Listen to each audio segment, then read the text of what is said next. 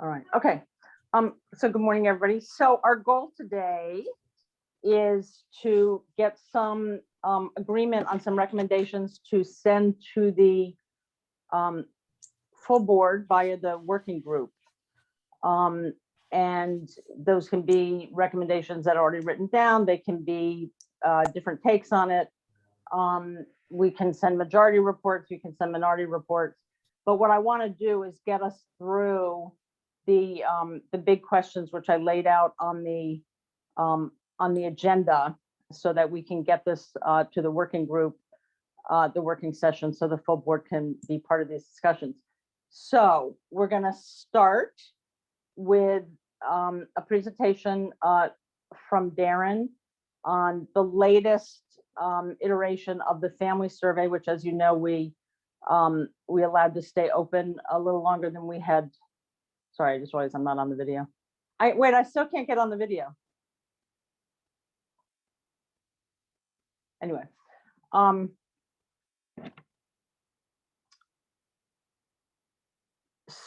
so we're going to start with the presentation from Darren with the most up-to-date results from the family survey. Then we will turn to I think the two different proposals. I sent out a set of recommendations. Representative Sutter set out a different take on it. So I think we'll start with ask Representative Sutter to give just a short 3-5 minute max explanation of what she's proposing and why. I'll do the same for ours, and then we can go into a discussion about specific recommendations, specific questions, as I say, that are on that email. Maybe Representative Patterson, maybe could you chair that discussion? Yes, I can. Okay. All right. So again, I can't get on to the video. So, oh wait, maybe now I can. Hold on. Am I on now? See you. We can see you now. Okay, great. Okay. Okay. Mr. Fleischer.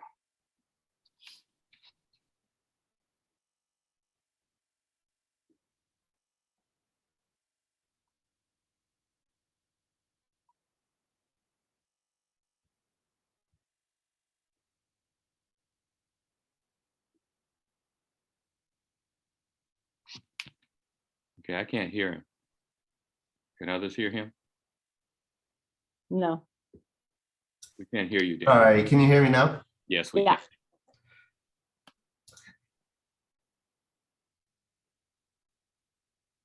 All right, can you all see this? Yeah. Yes. Okay, great. So just very quickly, we had 560 people complete the survey, 461 of which identified as a parent or guardian. So these slides are just going to focus on the parents or guardians for now.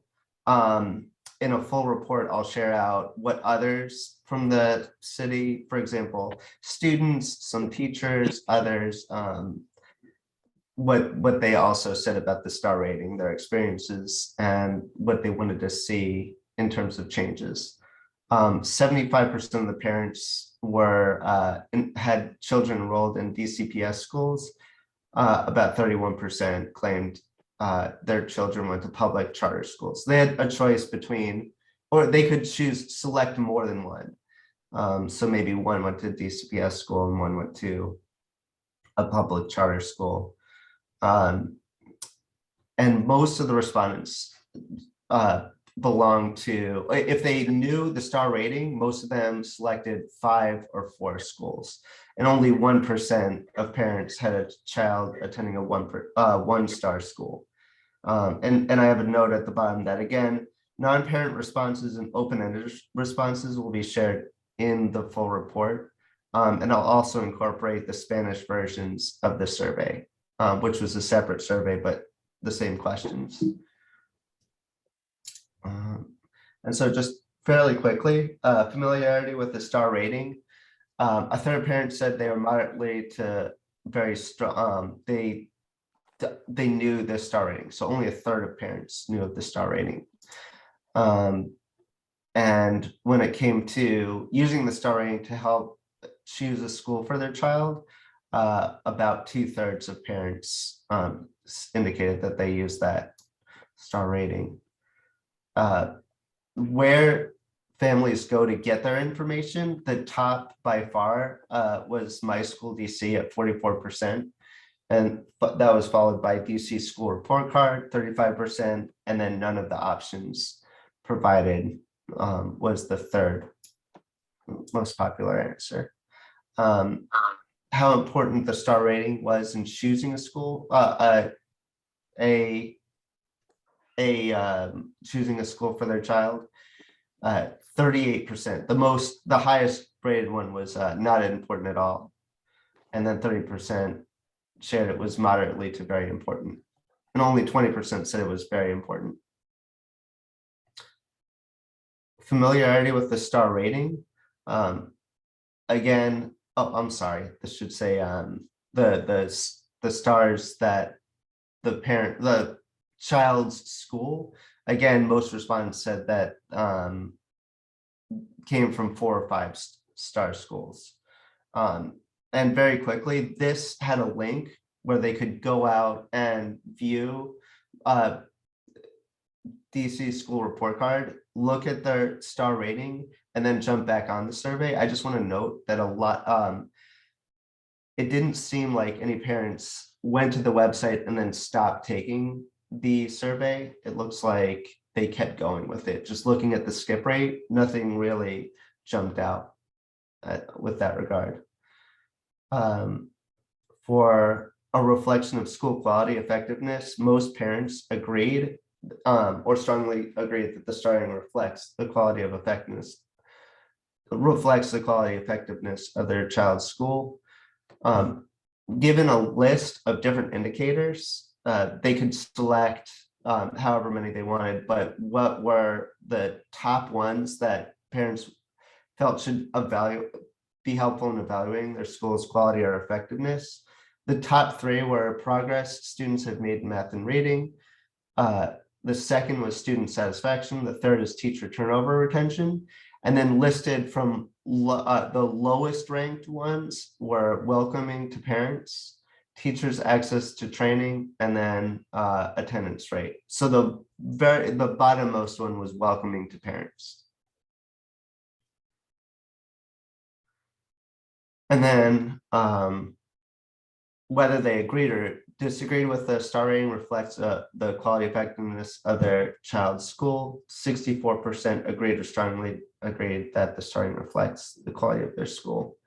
And then lastly, plurality of parents. So about 44% want a single summative rating to be eliminated, instead provide needed information on a school in an easy to read way. So perhaps getting rid of the star rating. 33%, a third wanted to keep the rating but make it less biased. So keep the star rating but change it in some way. And only 6% chose not to change anything about the star rating. And then I just have the demographics here. I can share this with you all, but this is just a breakdown of the parents. So I'm going to stop sharing my screen. Does anybody have any questions about this? Karen, did you aggregate any of this by ward at all? Were you able to kind of do that? Not yet. The survey closed yesterday, and so we're working on going through it. I did share with Carlene just some high level, like what Ward 8 families were saying, but a full report will show a breakdown by anything significant coming out of the wards. What was Ward 8 saying? I'd have to pull up that. That email. I don't have that readily available, but I could share that with you. Okay. Thank you. That would be useful. Can you hear me? Sorry. Yeah, we can hear you, Ruth. Okay, that would be useful, Darren, if you can pull that up. Just to sort of see that one word. This is Carlene. I have the email up, Jock, if you want to. It's just really quickly. We had 44 parents, individuals who identified as parents respond. Okay. Only 22% said they are familiar with the star rating. 57% said that they found it helpful, the star rating helpful to find What a was that school for percentage? their. Can you repeat that again? 57% Uh-huh. said that they did not use the star rating to help choose a school for their child. 51% agreed that the star rating was important for choosing a school for their child. 59% agreed the star rating reflects the quality effectiveness of their child's school. 45% called for eliminating the star rating, the single summative rating. 34% called for keeping the rating but make it less biased. 9% called for no changes to the rating system. Okay. That's it. I can email you the snapshot from my phone. Okay, that would be helpful. Thank you. I appreciate that. I just wanted to You're know welcome. in particular East of the River responses. By the Good way, morning, just- everybody. Okay, I don't have a question. I just want to make an observation about two things I think would be interesting if there's any way we can unpack them further or look at other things they correlate with or crosstab with. And that is parents who say they don't use the star rating as an important factor in choosing a school, but have a child who attends a 4 or 5 star school, because that suggests that maybe they chose the school based on reputation or they chose the school based on neighborhood, and that nonetheless, they're attending a school that ranks highly in our performance system. The second thing is, since most of the parents who completed the survey have children who attend a 4 or 5 star school, and many say that it accurately reflects the quality of their school, that's interesting as well. So that it is families, I'm taking away from that families who attend 4 or 5 star schools feel like STAR gives their schools the credit they believe it deserves. So that struck me as very interesting, that 1, that's who seemed to take the survey, 2, that's how they feel about it, and 3, that's how they describe the importance that STAR played for them. This is Carlene. Hey, everybody. Carlene, hi, who's that? Zach? Go for it, Carlene. Hi, Zach. And that's why I wanted to see kind of a preliminary summary of what the Ward 8 results were, being that I don't think we have many 4 or 5 star school, or very few. So I just wanted to kind of see it from that parent perspective to see what their thoughts were. And I kind of look at the percentage, I think it was 54 to 49%, 54% saying, can't remember, but just kind of that variance, this kind of shows that people may not, at least for Ward 8, weren't really using, over half weren't aware of the rating and weren't using it to make that decision. So I just want to also throw that reflection out there.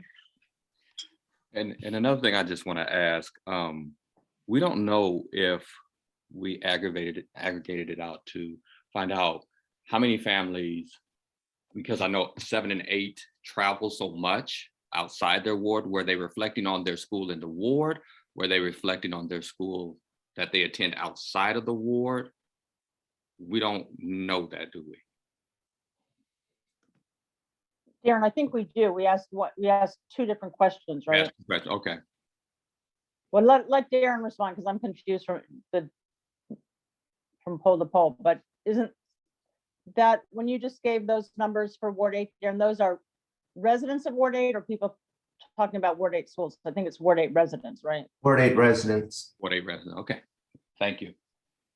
People who identified themselves as parents. In Ward 8. Parents Yeah. from Ward 8, right? Yes. Right. That's what the 44 were. Okay. Good morning, Yeah, y'all. If I just jump here, I wanted to pick up where Jessica, that actually was my reflection as well. It was interesting. In particular, the low rate of parents that even knew about the star rating. Right. and the higher rate that seem to trust the or have confidence in the rating. And so I think that's worth probing and figuring out why might someone not know about it, but default to saying, well, I guess that does reflect the quality of a school. And I would just say anecdotally, a year ago when I surveyed Ward 5 parents, we saw that exact same trend. Very low numbers of parents saying they even knew about it, but much higher rates saying they trusted it. So I don't think that implies that it's well, I don't know what that implies, but it is interesting. I would just say that. And thank y'all for letting me sit in. No problems. I just Thank want to you. jump in again. I think we also have to be mindful of the response rate. So like when we did the extended deadline and saw the breakdown of who is responding, we already knew there was a strong, contingent from certain wards. So that's why I requested the Ward 8 breakdown, because we already know that those numbers are going to skew. And I was talking to Ruth just about certain factors of, who has a listserv, who has a developed listserv, who's able to get to parents. Like those are kind of factors in data that can, just cause different levels of variance. So I also want to be mindful of a strong contingent when we looked at those preliminary date information to get the extension. And even if we probably look at it now to see the breakdown. So again, looking at an equity lens, I would like to, be highly considerate and even add greater weight to the parents from wards who may not have been as responsive, but know that data is skewing towards those who are going to be able to get to a computer, have time to respond to a survey, and, a variety of factors. So I just want to, amplify the voices of the few that may have responded, but not drown them out, because we already can see the whole thing about the 4 and 5 that's skewed by ward and neighborhood. Mm-hmm.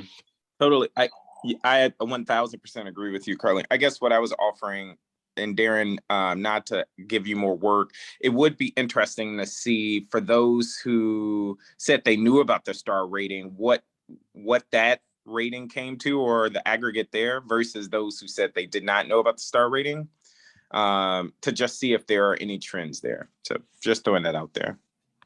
Yeah, absolutely.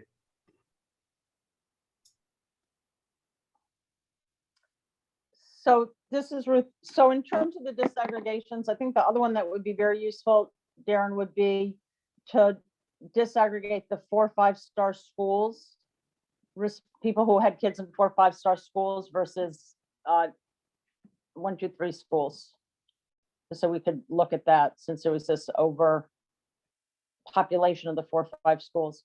And I do want to say, in response to Carlene, but also generally, I think Darren is looking into if there's a way to weight this so that we have a single score that sort of reflects the weights across the wards. I'm not sure that we're capable of doing that.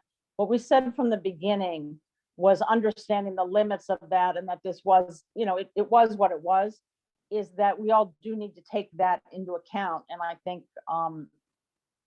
throughout, we're trying to sort of show the ward weights so that we can look at those separately. And I think that's, and I don't think we're going to be able to do it statistically. It's going to be looking at the, the information that we have. And when we're having these conversations, making sure that what those aggregate information is showing, that we're reflecting that in whatever recommendations we make.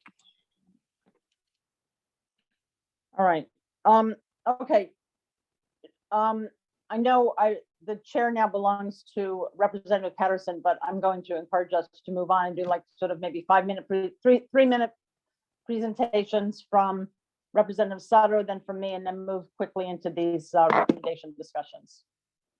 Thank you. Go right ahead, Representative Sutter. Right. All right. I'm going to see if I can share my screen, and if I can, I will share the proposal just so I can use it to talk through. Thanks very much for letting me do this. Can you all see this? Yes, we Okay. can. So as I shared with Representative Patterson when I shared this with him, after we heard from Laura Fuchs and Kathy Riley at our public meeting, I did a lot of thinking about this tension we've been facing as a board and as a committee about inputs and outcomes, right? And, I put on my professor hat for a second. In education policy in America through the years, we've had a tension between, are we counting inputs or are we counting outcomes? Title I infamously is, inputs. We got to put more funding into schools. And then No Child Left Behind is probably the biggest example of outcomes only focus. And ESSA tried to split the middle a little bit. But what I heard really clearly from both Kathy and Laura is we can't judge schools' performance based on outcomes if we don't consider their inputs. So I literally woke up in the middle of the night and thought, what if we were able to make a recommendation to revise STAR that not just asked to revise some of the metrics or remove a summative rating, but rather shifted to say, we know that inputs matter, and we want to look at those through an equity lens. And we want to say that outcomes absolutely matter, how students perform, how students grow, AP and IB performance, their attainment of certain scores all matter, but that they can't be disconnected from inputs. So what if we propose a revised system that balances both outcomes and inputs, and we focus on equity in both? So here's a framework for thinking about this. This, by the way, is not a let's recommend this to OSSE with these inputs and these metrics. This is literally a framework for thinking about this. So we split accountability indicators into two big buckets: equitable outcomes, and that section of the rating would get a summative score. So we would give an outcomes score. And we would include a lot of the current STAR metrics. This is a place where we could put academic performance in math, ELA, and science. It's a place we'd put academic growth in math, ELA, and science. It's a place we'd put new indicators that families have said they wanted, like parent satisfaction or school climate, because all of that is outcomes. We would weight these indicators in this outcome section to give extra weight to groups of interest. So we know as a city that our schools tend not to perform in the way we hope they would for students designated at risk, for students with disabilities, for students who are English language learners. So we would weight the indicators statistically to give schools more credit for their performance for these subgroups of interest. This would help to mitigate the bias that we see when a school serves a child that already comes in reading on grade level, neurocognitively, neurotypical, et cetera. So we would give credit for these subgroups of interest where we know schools have a difficult time serving those students so that they get more credit for doing well with those students. We might also adjust relative weights of specific outcome metrics. So this is where we might continue our discussion as a committee to say, we really think that growth needs to be weighted even more heavily than performance. Right now it's 40-30. Maybe we think that still needs to be overweighted in a new way. So that's the outcomes bucket. But then we add a section on inputs. A lot of this stuff is on the school report card, but it is not currently scored. And here we might say, some of this stuff does need to be scored because schools need to be held accountable for these equitable inputs. And this is a place, and Dr. Reed and I talked a little bit about this, where we've got to think about how we might also nudge the LEAs to be accountable for this, right? Because we know that in some large LEAs, I'll use DCPS as the example, there are some schools that have a lot of inputs and other schools that do not have nearly the inputs they need to serve their student population. But perhaps by publicly reporting on it here in an accountability system, we create this nudge. So here we would put in new inputs requested by stakeholders, things like access to well-rounded curriculum. Do we have a social studies teacher in the middle school? Do we have multiple foreign languages offered? Whatever kinds of inputs of interest we think folks have asked for. And we would set a state expectation for what equity in inputs looked like. Like, what do we say a middle school ought to have when it comes to foreign language access? What do we say well-rounded curriculum ought to be? And what's the state expectation for that? And then we would measure schools against that bar. Are they meeting those equity expectations, exceeding those equity expectations, or falling short of them? And we would give schools a score here too. So schools end up with two summative scores, not one on outcomes and one on inputs. To a point that Representative Wattenberg made in her email reply to all of us, I think we should absolutely make all of the metrics on our accountability system available to the public via a dashboard, right? This is that dynamic data display that we had a conversation with Asi about, so that we're not just looking at static report cards, but I could compare, just like we can on lots of different websites now, I can compare 5 different schools at a time. So that I could compare people on metrics. I could compare schools on metrics of interest. The other thing I think might be interesting here is we have said, and Representative Parker, President Parker, this is something I know you care a lot about, is how we use this tool for support for our schools. So another way we might display the data is by these quadrants. And the color coding here is really just to match the pretty PowerPoint. I'm not suggesting we color code schools in red, but we would note that some schools would receive a high score on both the inputs and outcomes. Right? Those are schools basically doing what you expect. You put a lot of inputs into a school, you get high outcomes out. I think that's what most people commonsensically expect. But then we're going to have some schools, I suspect, that have high inputs, right? They've got all the resources at their disposal, but they still have low outcomes for these subgroups of interest. They have low outcomes for their students with disabilities, or they have low outcomes for their children designated at risk. These schools require corrective action. Someone needs to say to them, listen, you have everything you need, but you're falling short with these students. What's going on, and how do we fix that? You'd have schools that have low inputs, but high outcomes. These are basically the beating the odds schools. This is some of what Empower K-12 tries to highlight in their bold performance schools. Right. Schools that have perhaps fewer resources being put into the school, or have been outperforming what we might expect given what inputs they have. These are schools that, one, need more equitable inputs. It's great that they're doing well with low inputs, but it shouldn't be allowed to stay that way. So a way to provide support is to provide more resources. And we should study them. What are they doing that other schools should be learning from because they're achieving these high outcomes with these subgroups of interest? And then finally, we'll have schools with low inputs and low outcomes. And these should be schools that the state goes all in on supporting, right? We got to fix the inputs because we know they're probably tied to the outcomes, and we need to support them in the outcomes. I think this would also be of interest to parents. I will admit, I don't think it fixes our problem with the fact that if I'm a parent, I'm unlikely to choose a school that has both low inputs and low outcomes, right? I'm going to probably focus my interest on 3 buckets of schools: high inputs, high outcomes, high inputs, low outcomes. If I think, man, my kid's not in one of these subgroups, I'm fine with it, I'll go there. I might also be willing to say, low inputs, high outcomes, well, I can help with the inputs. I can advocate for more resources for my school, but the staff at this school is helping students succeed, and I want there. So I don't think this fixes the problem of families choosing away from low inputs, low outcome schools. I think the question I would ask us is, do we think that's okay? Do we expect that families should be choosing low input, low outcome schools, or should we take responsibility for fixing those schools as a state?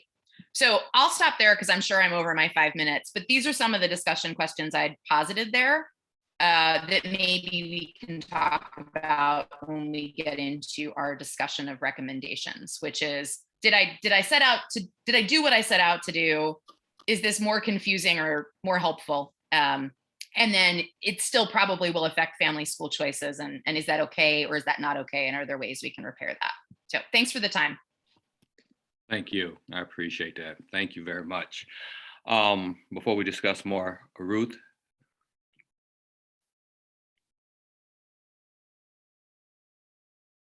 Ruth, would you like to present? Yes, sorry, I was on mute. Okay. Yeah, and I'll try to take less time because you've had my proposals, but we'll see how that goes. So I want to talk about why ultimately I favor moving away from a summative rating, which I want to say in Representative Sutter's proposal, there still is a summative rating, although there's a summative rating for outcomes and a summative rating for inputs.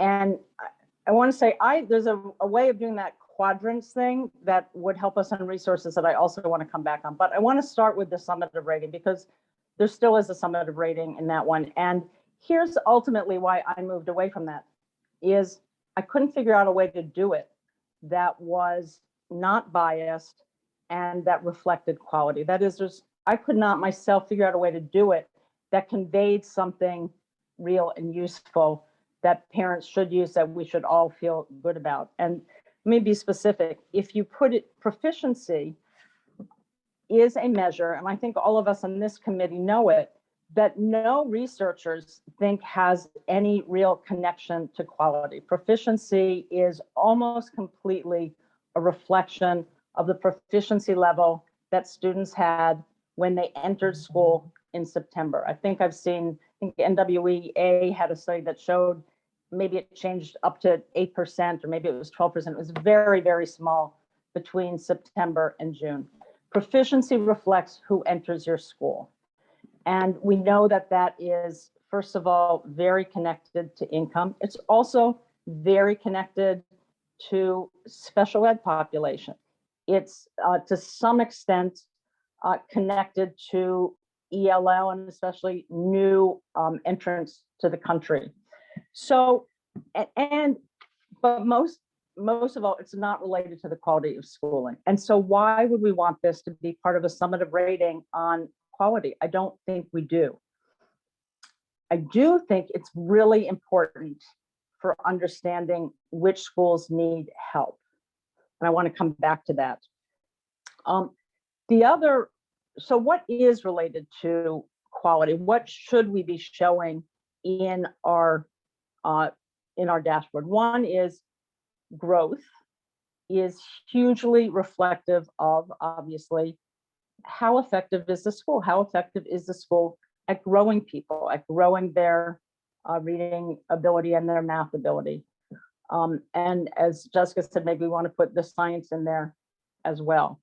The other thing that's very connected to quality, and that leads to, there's a lot of research, growing research now, that it can predict future quality, is climate surveys that are research-based, valid, and so on. There's more of those. I'm most familiar with the one from University of Chicago, but there are others as well. And they really do have figured out some ways of saying, wow, if a school is doing well on these 3 or 4 pieces, or 3 out of 5 pieces, the likelihood of future progress is very, very high. So we know through the growth that it's doing a good job, and through the climate that it's gonna do a good job. So those are the 2 that I would highlight.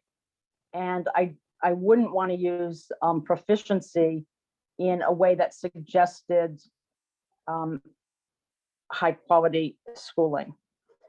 So let me now say something about this idea of the quadrants. So actually, I'm going to try to take a photo, see if that works. Wait a minute. So what I want people to imagine, I don't know how to put it on here, is a quadrant. I wouldn't do it with, so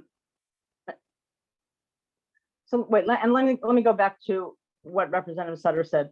When people talked about resources the other night, it was really about the fairness of the rating. And it was not about the resources per se, although we all want resources shown. It's in my proposal, and I have another way of showing that. It really was about the fairness of using the same judgment, the same metric for schools where many students came in with low scores and many students came in with high scores. So it seems to me that's what we want to look at. And in terms of resources, there are resources that we want and need and want to show, want to be transparent about. For example, some of the families that we've talked to, they want to know, what are the mental health resources in a school? What are the resources available for reading tutoring? I think there's some very specific resources that we want to show. What does this school have? Because different families will be interested in different things, and that should be part of the public record. But in terms of applying additional resources to schools, in terms of identifying who needs more resources and what, I would do it a little different than what Representative Sutter said, which is if you can imagine a quadrant system where on one side is the proficiency and one side is and the downside is growth. So in the top corner, you'd have high proficiency, low growth. In the top right corner, you'd have high growth, high proficiency. Down here, you'd have low growth, low proficiency, and here would be low proficiency, low growth, and here would be high growth, low proficiency. Then you'd really be able to say, here's a school where students enter low, but they grow a lot. So what that school needs is extra resources to do what it's doing, because we know it's doing a good job in terms of the growth.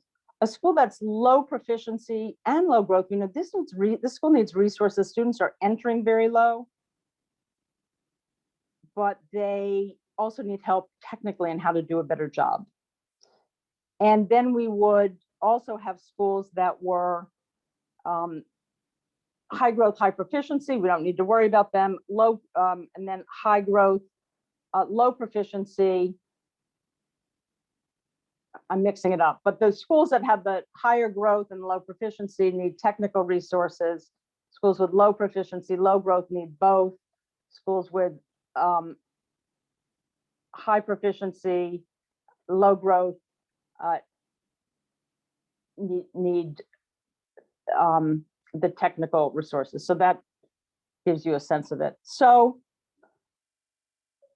that's sort of what summarizes what's in the recommendations I have. I specifically note on one of the things we must do is identify the lowest performing 5%. And on that, I think we do want to use proficiency and growth, because that's really how we identify the schools that need the most help. So their proficiency is very important, but it's very clearly not a quality rating. And I really, really worry about any summative rating that would use proficiency in it if it's a quality rating, because it just doesn't reflect that. So I would suggest, Representative Patterson, that if we want, we do a very few minutes on some questions, and then we really need to turn to a discussion on at least a few of these recommendations so that we can bring them to the working meeting. Okay. And we can do that. So for both sides, now that they both have presented, were there particular questions that either you and I've had the opportunity to see both, so I don't have a whole bunch of questions, but I see Carlene already out. So I'm going to go straight to Dr. Reed. Dr. Reed. Okay. Thank you. So Representative Sutter, and I might have missed this. How are high inputs? How is that how are those defined? Low outcomes, those categories defined? Yeah, so that's why we need a summative rating on each of those sections. We need to have some set of metrics in the outcomes bucket, and then we would rate them similarly to the way STAR does it now. You'd have, each thing take up a particular percentage, a school gets a score, the score gets rolled up into the rating. But instead of having one rating, our current STAR rating has outcomes only. Any inputs are on the report card, but not in the rating. So we would have the same kind of calculations that are done in the current rating for outcomes, though we may suggest changes to the weighting, changes to adding additional metrics or removing metrics. Like I remember hearing from my principals, re-enrollment is a metric they would like to see removed. But parent satisfaction is a metric it sounds like a number of folks want to see added.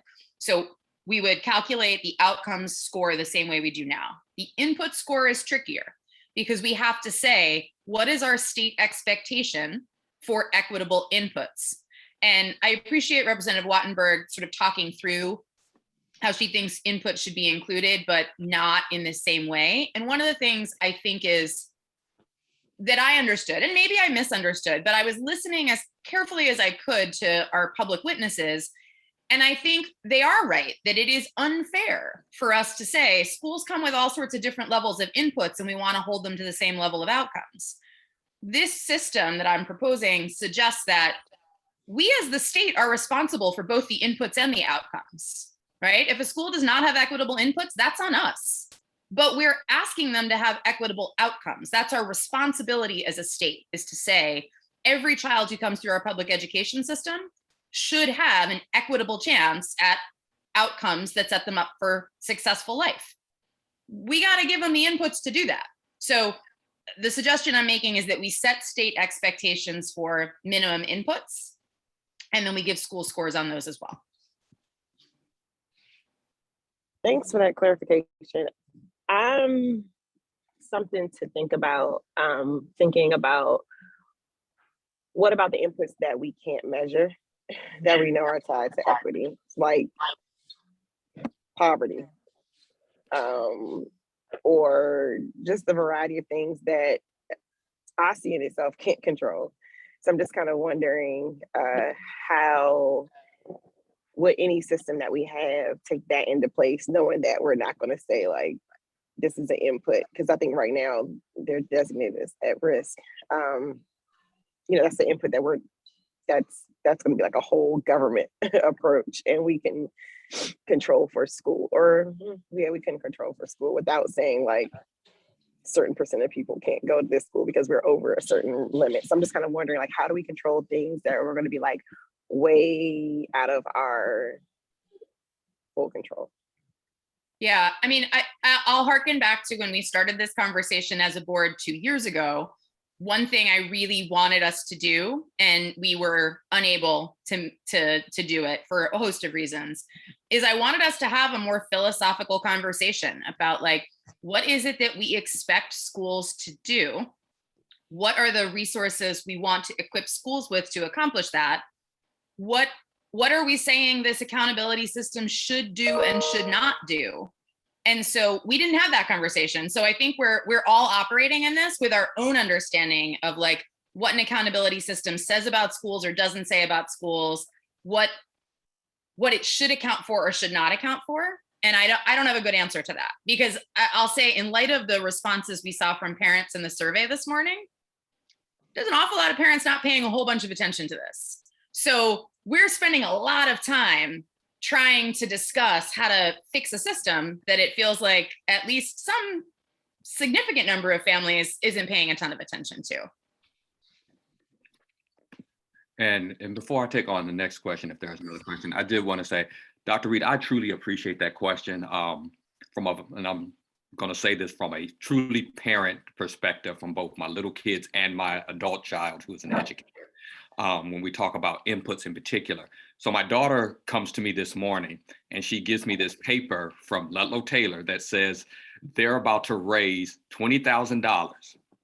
Okay, they're asking parents to contribute $20,000. So that's their goal for their PTO.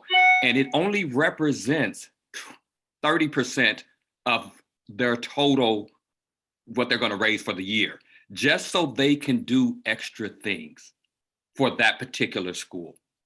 Now, I looked at it and said, oh, they really are asking me for 20. That's an input. That's an input that yours and my schools in Ward 8. Could you see Turner asking parents to contribute $20,000? Could you see Henley asking for $20,000?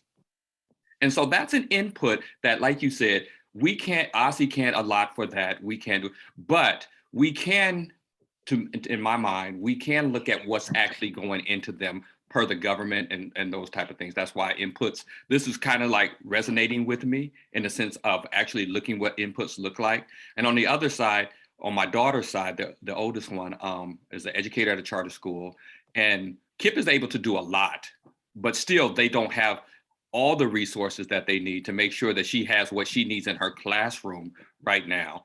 And those inputs are a lot, because at the same time, Kip has a lot of at-risk children. A large percentage of our children are at risk.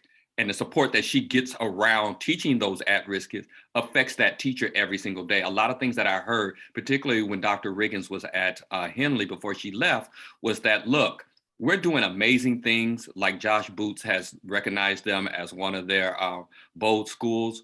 But at the same time, we're doing it with very little input. We're not getting the type of input that we need to service those children. And I do remember Pastor Scott, for that particular school, when she put her child there, they were not able to teach that child for the simple fact that they didn't have the support because his level of special needs, he was at a level 4. They didn't really have the resources and moving toward a level 5 to actually work with that child. So those things are significant, but then you rate that school a 1 or a 2.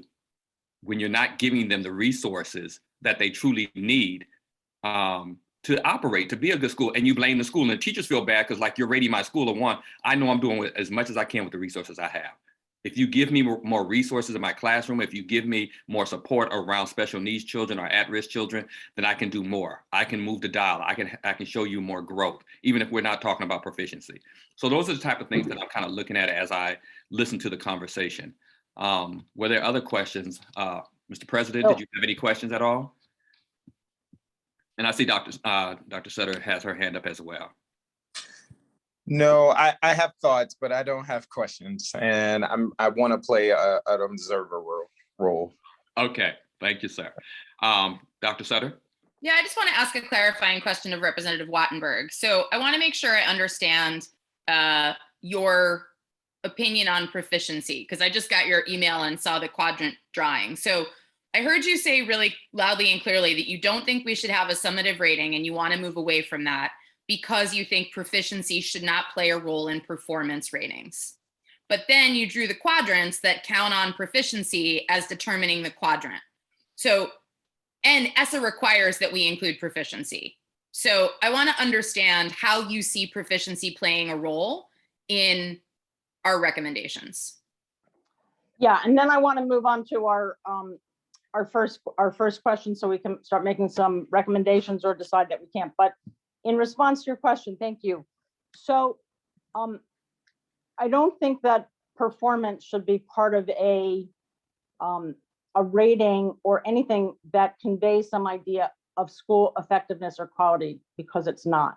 I think it's a very important indicator of school need. You know, Sean Reardon from Stanford, who we have tried to get to come speak to us and we haven't, talks about the difference between proficiency and opportunity in this way. He says proficiency really reflects what kids get at home. It's sort of what they've gotten from before entering school. And growth is really about their the effectiveness of their school. So what I think is really important in the purpose of the quadrants is to be able to show, look, so the quadrants are not they're not a quality rating. They're not meant to be, oh, I'm a parent, I want to come and I want to see, you know, what's the school climate or what's the teacher retention or what's the well-rounded education.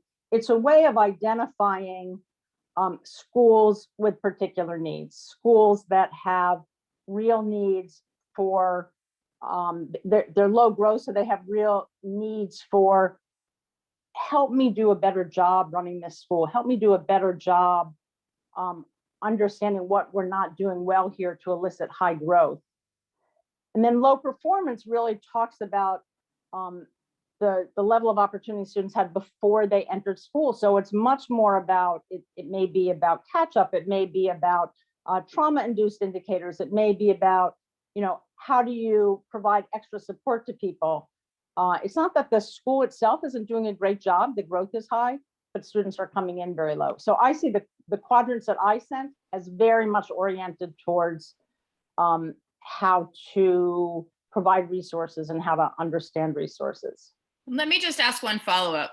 Would we provide that information to the public? Because I think if that quadrant system makes me wonder whether we'd run into the same problem that I elicited a question about in my quadrant, which is, if I'm a parent, I'm unlikely to choose a school that is both low proficiency and low growth. So are we saying that we'd be okay with that that we acknowledge that families are going to use this information to make choices, and that they may well choose based on their values. They may choose only high proficiency schools, even if the growth is low, or they may choose away entirely from low proficiency, low growth schools, which I would understand. So what I think is most important is to provide parents with the information on the proficiency, on the growth, and on the other things that relate to high quality schooling. Does it give a well-rounded education? Does it have a high school climate? Is it ambitious and challenging for students, et cetera, et cetera? I think those are the most important things in terms of what, so, I mean, the reason we're into all of this, and I want to come back to something that Representative Sutter said, is we're spending a whole lot of time on this.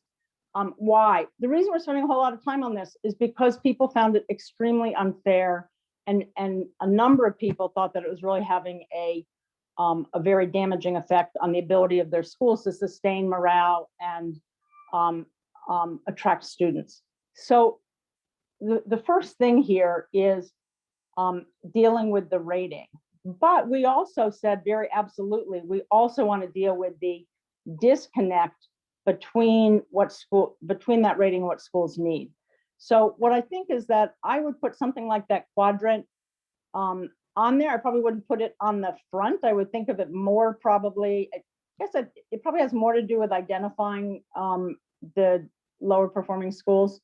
Anyway, what I'm going to ask the chair is we need to bring recommendations to the working meeting, and we now have 2 minutes. So I would like to move us at least to this very first question is how are we going to meet the federal requirement to identify the lowest performing 5%? I thought that might be an easier one to start with. And if we can do that, then we can move to this next one.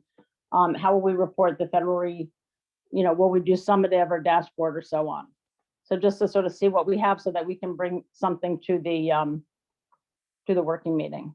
So I'm going to propose that for the federal requirement for identifying the lowest performing 5%, which is a federal requirement, is, to me, this one is less controversial because to everything we've been talking about, we want to identify the schools that are most in need. And I would say, some combination of, I would say roughly 50-50 proficiency and growth for all the reasons that we've discussed, plus the federal requirement requires us to also include a non-academic indicator, another academic indicator, which would be the growth, ELL growth, and high school grad. So I'd put each of those in, but at a relatively low amount. So if you could do 45% between the growth and proficiency and 2 points to the rest of them, or 80% divided between growth and proficiency, either of those would be fine with me.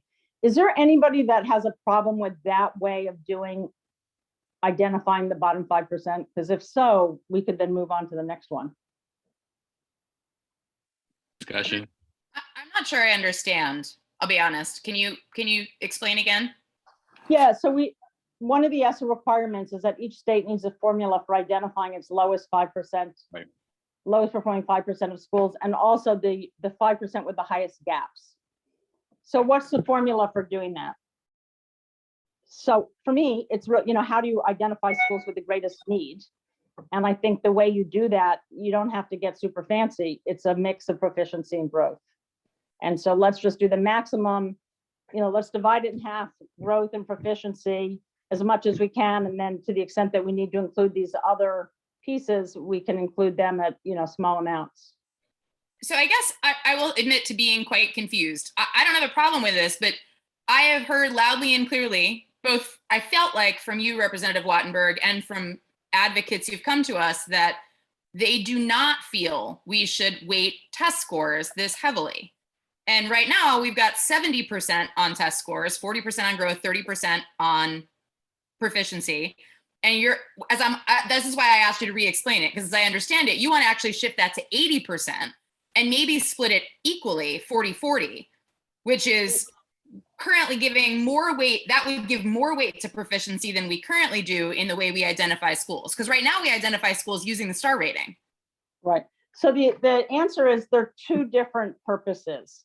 So the current star rating applies to 100% of our schools and is billed as a quality rating. So people come, they look, they say, It's oh, not, high it's billed quality. as a performance, not quality. OSSI never And- calls it quality. I understand what OSSI calls it. I'm saying that the people who go to it regard it as a quality rating. 5 stars equals. But it's high not quality. billed by the state. That's my point, that I want to make sure on the public record on a recorded meeting, we're clear that the state does not call it a quality rating. That is right. The state does not call it a quality rating. The state calls it a performance rating, which for many people means quality. But more importantly, I think this overwhelms and overrides and sort of drives everything we're doing. Unlike most parts of the country, we are a high choice place.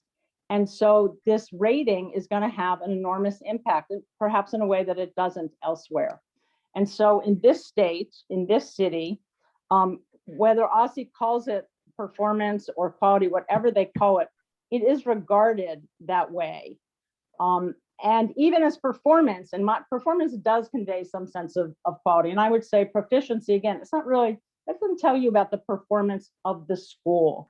It tells you something about, as I said, the performance of the students when they enter the school in September. Doesn't really tell you much about what the school has done during the year. That's really would be the performance of the school. So my point, so to your question. Can we get to Carlene yes, as well? Excuse me, what? I think Carlene wants to weigh in on this as well, Dr. Reed. Yes, I need, well, one thing, because I know this 2 parents will beat me up if I don't say this, but yeah, our stars don't really tell us quality for some of our parents. Like, it's just there. They're not looking at it. And this is one parent who lives in Ward 8, sends a child to Ward 7. One parent who's consistently sent her children to Ward 8 school, they live in Ward 7. So I just want to center that voice. But for my clarity, the 5%, and I missed this possibly, it has to be 5% in proficiency, the bottom 5%, or just bottom 5% of performance schools, period. We get to define Right. how we're going to identify that bottom 5%. And we have to do it using the federally prescribed category, federally described indicators, but we can make our own formula. So the indicators are math and reading proficiency, high school graduation rate, ELL growth, and then we have to add an academic and another academic indicator and a non-academic indicator. Right. So it sounds like at some point summative comes into play if you have to rank schools. Right. So for this bottom 5%. So yes, so you're absolutely correct, Dr. Reed. You have to identify them. You have to have a formula for them. That is by law. That shows how you got to that number. And so there has to be a summative score for that particular group, some way, somehow, using the formula. And that's we just don't have to share that summative information to the public. That could be used for the state. To identify assistance, you have to put on your, have to put on your website how you came up with it. right. Okay.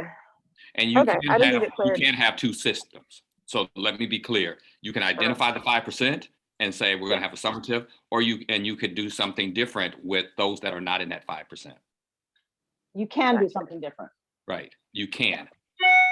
For clarity. Yeah. So to repeat this back, make sure I'm understanding, we have to create a formula that identifies the 5% of the lowest performance schools in our state.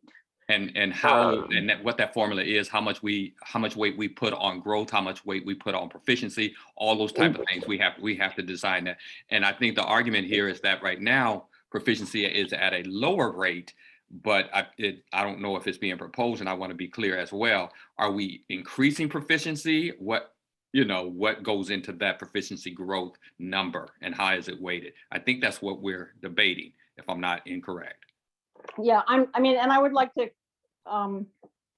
this is tough, guys. We really needed to come in and sort of start voting on these things. Yeah. Well, I would actually recommend us zoom out, because we're getting into bottom 5% and we haven't even identified what is going to be the formula, period. So we need to figure out what we want. No, we do not need a formula for the rest of the students, right?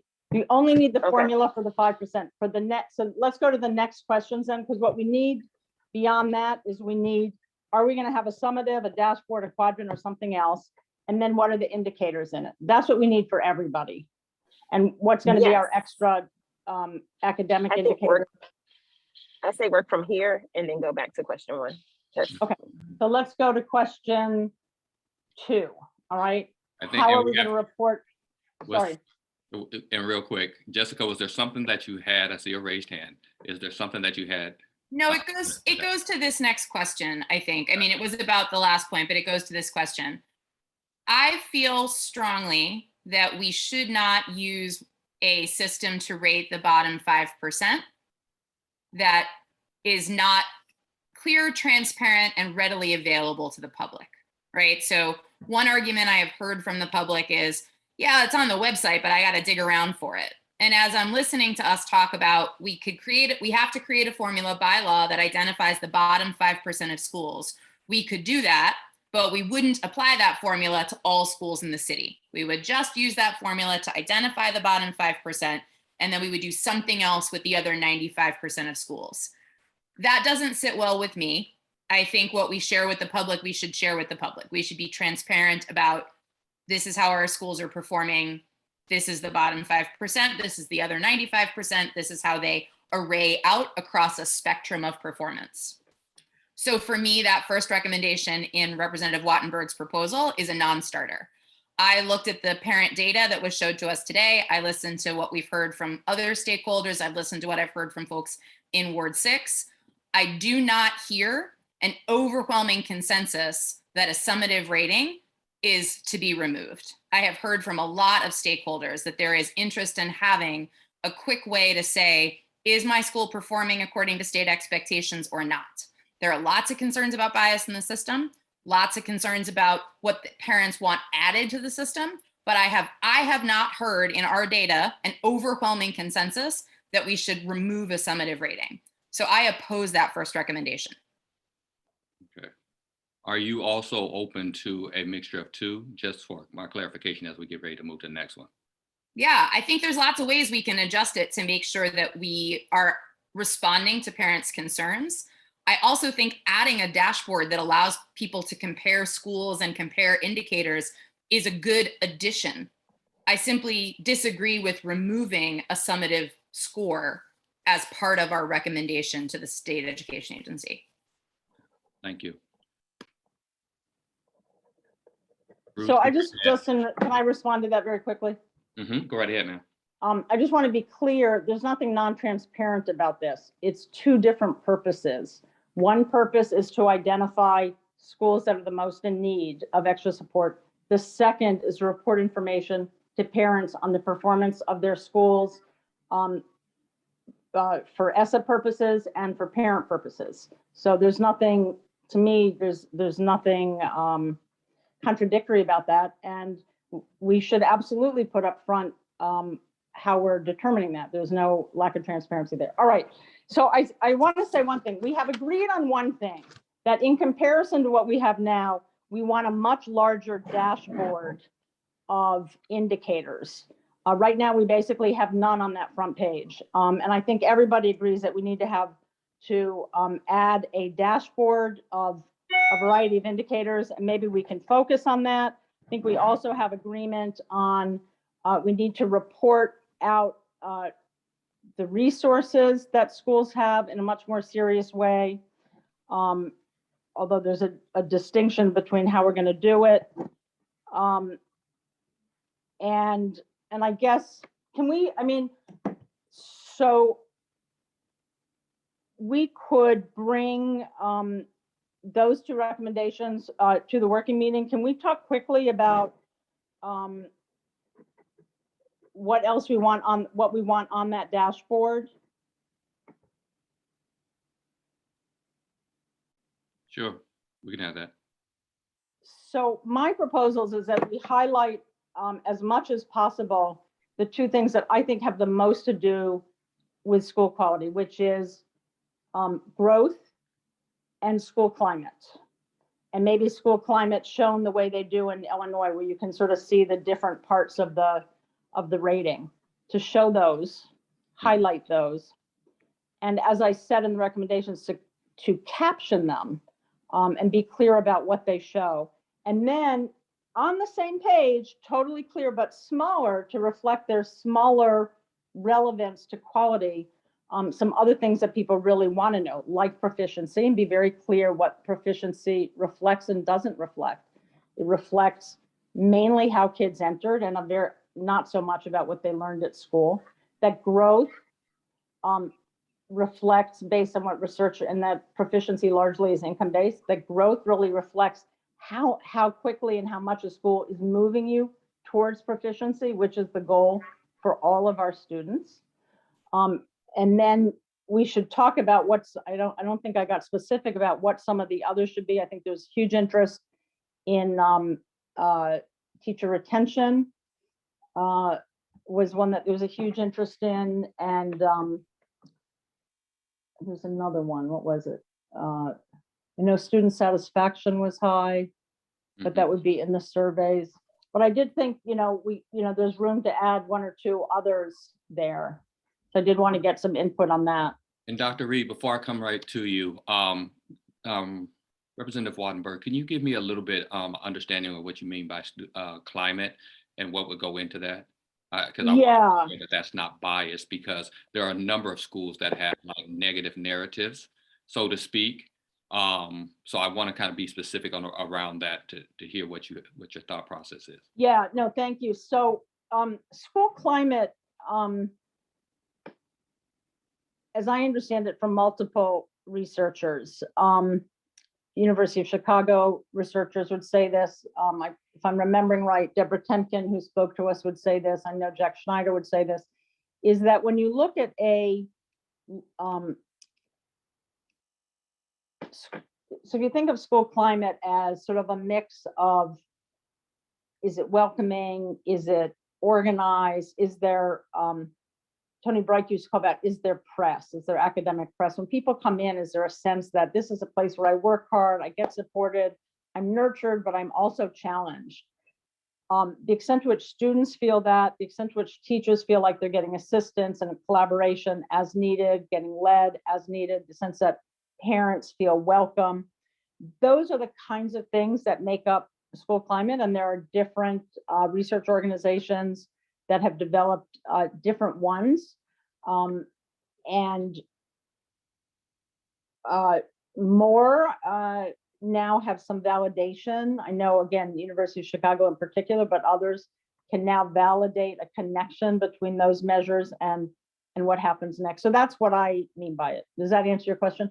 It does answer my question. I just want to make sure I was clear on that. And I'm not against climate, because I want teachers, parents, and students to feel as if their school is a school that is conducive to learning.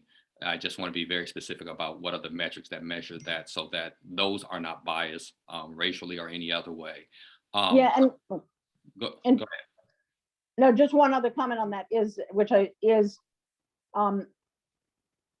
they typically are not biased at all in the same way that, say, proficiency scores are, because schools are a mix, and you can even, you can see that as you go in. So I think it would help to provide this idea of a narrative that people have been looking for, something that's more subtle about each school, and to do so in a way that doesn't convey sort of an unfair, unmerited bias. Exactly.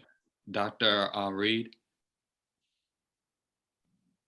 Yes, I think we can make it possibly a little easier if we pull some of the information from the feedback sessions. I know we didn't have a lot of folks, but we did have that lovely list of indicators where folks checked off what's meaningful to them in regards to picking schools, what's not meaningful, what should be used. So I think we should refer back to that. The only one I would have, and I would say, because that brings in, again, feedback from stakeholders. The only one that I feel strongly, and this is personal about, is the AP/IB indicator, if that can come off, because you can go to college without taking AP or IB courses. They're not equally distributed throughout the city because our populations vary, as well as access to educators who teach those courses vary. And it's also not accounting for our students who might be taking other, like the career pathway. There's no indicators that say how those students are doing. one thing that I know engaging in the ward is that, you know, a student might go through, for instance, I'm gonna pick on cosmetology, the coursework, but they may or may not be able to pass the actual licensure examination. That's important. So I would like, again, personally, APIB to go. And we look at what indicator would make more sense in regards to our goal is to get students who are going either to college or career. And I think that current indicator doesn't necessarily reflect truly, you know, you could take an APIB course in college and still not go. So I just, that's the only one that sticks out in my mind. But I think we should pull the information that people rated, during the engagement sessions as important, because that kind of helps move this conversation along. That's the tone. Thank you, Dr. Reed. Dr. Sutter? Yeah, I think I have a different understanding of a dashboard, and I just want to share it because I think it may even further simplify things. I think rather than picking indicators to put on a dashboard, we should ask, or we should make the recommendation to OSSI that they make all information on the DC school report card dynamic data, so that I could pick any indicator in the STAR or the dashboard and compare it across 5, 6 schools, whatever their capacity is. So I don't think we should pick what goes on the dashboard.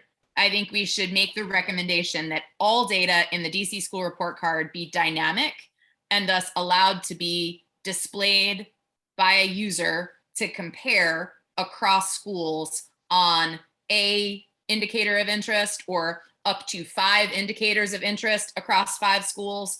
So that, I think this is actually something we also heard from Jack Schneider when he came to speak to us, that like, this allows parents who have opinions on what they care about in a school to be able to compare those variables, those indicators for their school choice, which may differ from my school choice. So that would be my suggestion on how we recommend a dashboard, that we make all the data dynamic and that it be visually displayed in that way. Representative Patterson, can I jump in? Yes. And then we'll Yeah, go so I am after, totally for having the ability for every parent to be able to pick and customize the information they want. So I would like to say that's another thing that we agree on. It was in my recommendation. Representative Sutter is proposing it now. So I think that's another one that we all agree on. let's check that off. We have to, that we can agree on. What? I said we can check that one off on it as one we agree Yes. on. I don't think that having that ability of a customized tool gets rid of the need to have a set of indicators that are very clear when you open up your school report card or whatever we call that. I think, and nor do I think that would respond to the ESSA requirements, which is that we have to report on these things. And I think we have agreed in the past that we don't want that hidden in back pages. So I do think we need to say what we're going to put on the front page. So Representative Patterson, can we, well, let me see. I mean, I think, I'd like to get us to vote at least on a set of these, and then we could maybe add some others.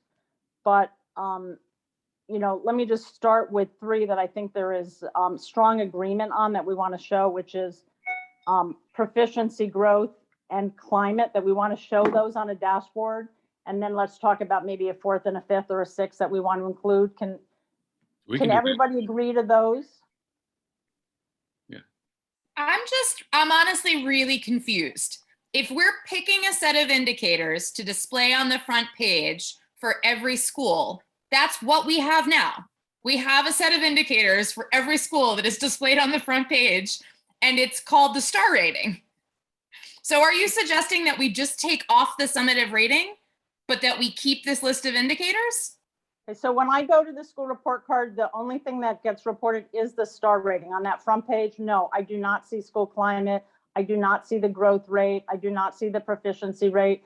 I do not see any of those things. All I see is the STAR rating. So what I'm proposing— But the STAR rating is made up of all those things. I know, but it's extremely non-transparent, to my point. When you open it up, okay, my school's a 4 or a 3 or 2, but why? I have no idea. So the proposal for a dashboard, as we've discussed, you know, in the past and seen in some of these other states, is very much to make it transparent. So it's not composite and somebody else has already determined it, but rather you open it up and you can see the growth, you can see the proficiency, you can see the climate, and we can we can put in some So to others. move us along, and I don't want to be rude or anything like that, but to move us along, what I'm hearing is that it's okay to show those things, I think everyone has said, on that front page. I think everybody agreed to that.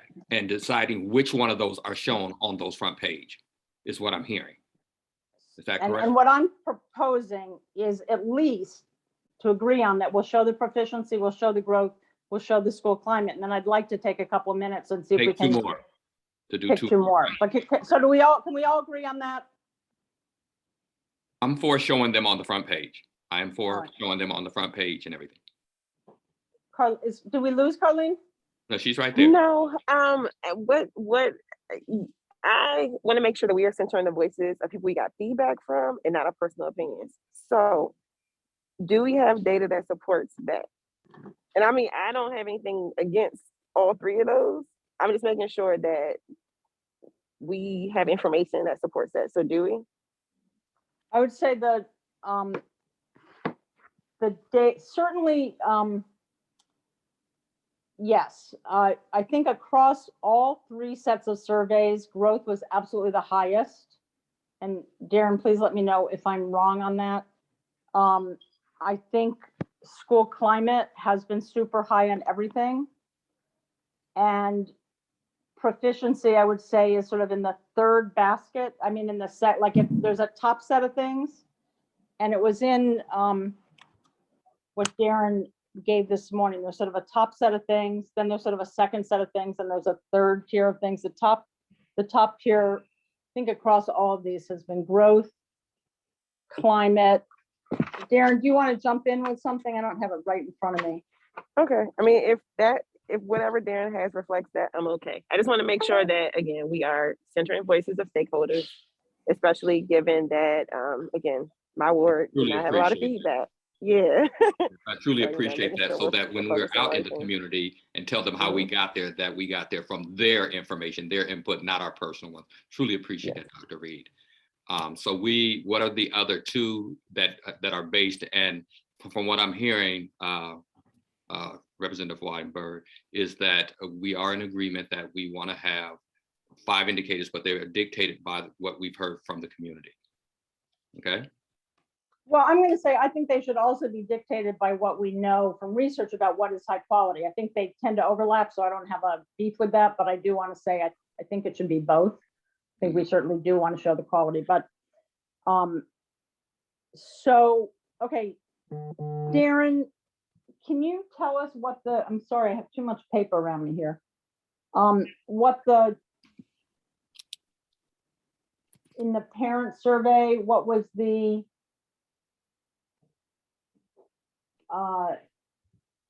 next most popular? I think there were 3 things that were the most popular. In terms of indicators of school quality, Yeah, Yes, so sir. that would be the top 3 were progress students have made in math and reading. So that would be growth. But that wouldn't be so much a quality indicator as it would be an academic indicator. well, for this purpose, it's what people want to see that reflects quality. I think that was the Okay, and then the question. student satisfaction and teacher turnover were among the top 3. And the other one I would throw out that I think it wasn't in the top 3 on this one, but it was high on a lot of the others, and I think is very indicative. It's come up a lot from people, is well-rounded education would be the one more that I'd want to put up there.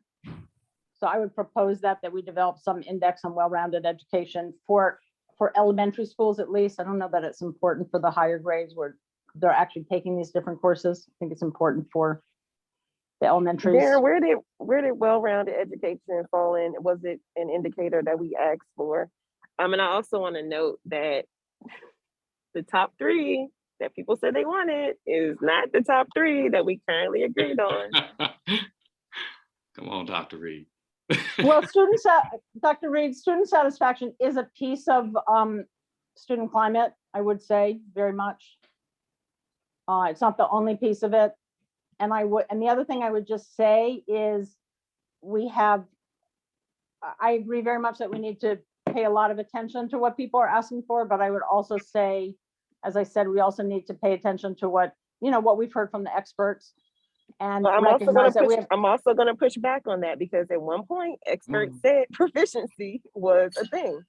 So I really, really think we got 500 people to respond to this survey, making sure that we center voices, understanding that they also can do their own research, or they also have lived experiences that validate their choices.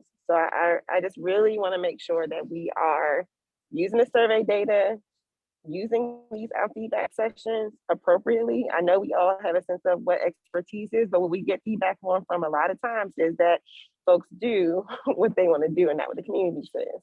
And this is, again, very important for me, because I know my ward often gets trampled over because of research. I want to highlight what voices from our community said. So Darren, can you give, what were the top 5 indicators from feedback that we've received? Sure, give me a moment. I'm just pulling that up. Just give me a moment on that. And I'm just gonna say my own view would be it's both and, that we want to do both. And I will say, I don't think researchers ever said that proficiency was a good indicator of quality. It was it was adopted because it was regarded as a way to put pressure on districts to pull everybody up to accountability, which I think is true, which is why it's one reason why I think it's important to show what the proficiency levels are. So the top 5 were progress students have made in math and reading, student satisfaction, teacher turnover or retention, teacher qualifications, experience, and teacher satisfaction. And all of those were between 64% and 78%. And this is from the parent family survey? The family survey, these were the responses from parents only. So out of 457 parents, 355 or 78% said progress students have made in math and reading was the top. And what I just want about to highlight John Paul asked a good question in the chat.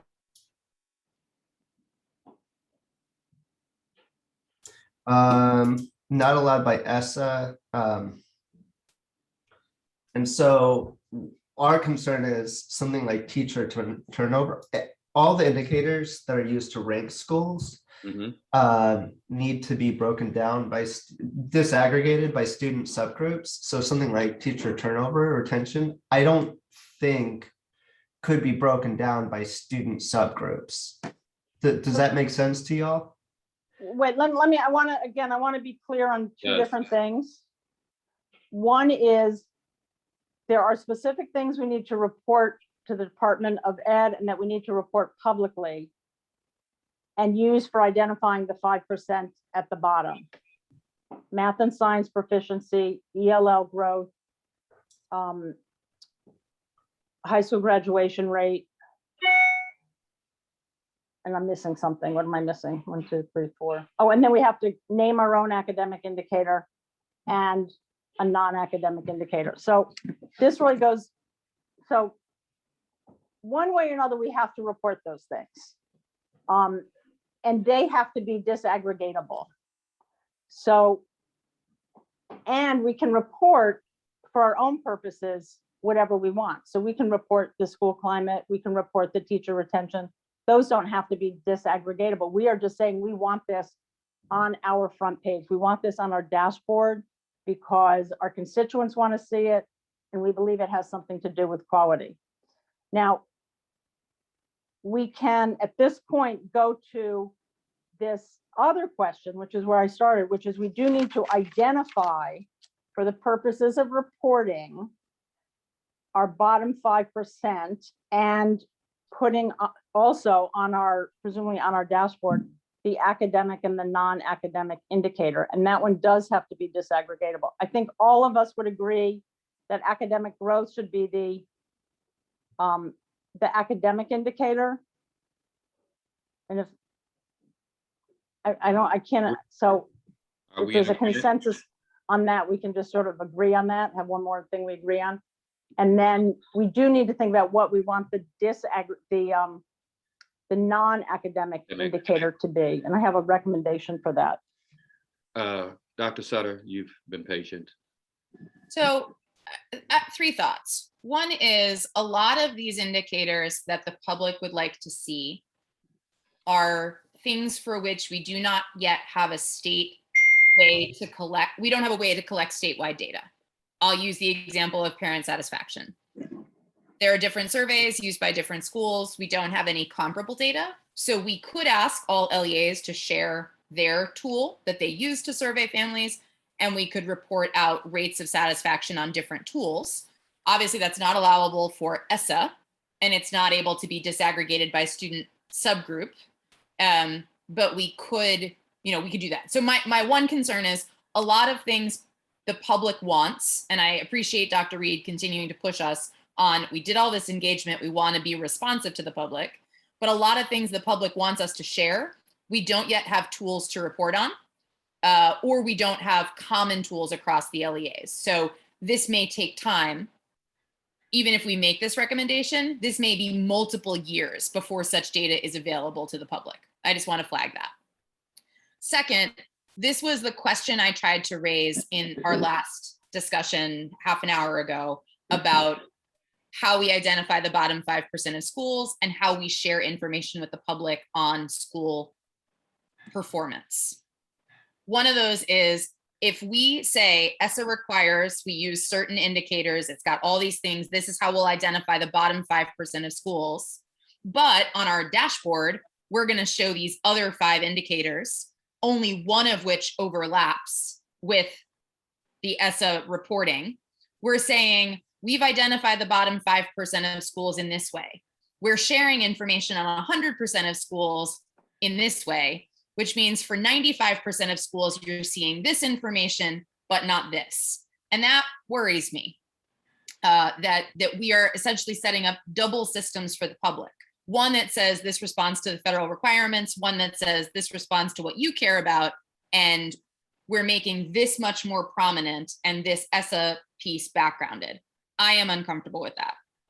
And then my third thing is, I think a lot of this worries me because it moves away from students. So in that list of the top 5 things families care about, only one of them has to do with children, and that's children's growth on this assessment.